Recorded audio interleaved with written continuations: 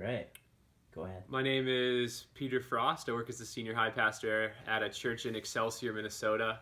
When I think about what Encircled is, I think Encircled meets a bunch of different needs. I think it meets a need for students, it meets a need for parents, and it probably meets a need for the larger church as well. One of the things that's really cool about Encircled is it's kind of a combination of the research coming out of Fuller Youth Institute on sticky faith and growing young, and it intersects together. So sticky faith basically said for kids to not leave the church, they need a group of people, 5 people or so, who are invested in them. And growing young came out 5 years later and said something along the lines of, for churches that want to thrive, they need to figure out how to invest in younger generations.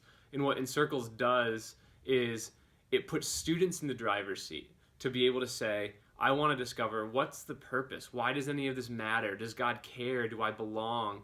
And rather than us simply telling them the answers, we put them in the driver's seat where they get to say, here's my strengths. We get to help them discover their strengths and come around them and support them.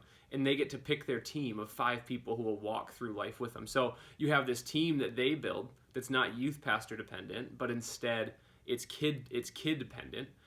It supports parents, and that parents are always asking the question, where do I begin, or what do I do? Or a parent may know that their voice isn't being received by their student, and so they want other voices. And what Encircled does is it creates a natural way for students to choose the other voices that they need in their life as they continue to discover their individual God purpose.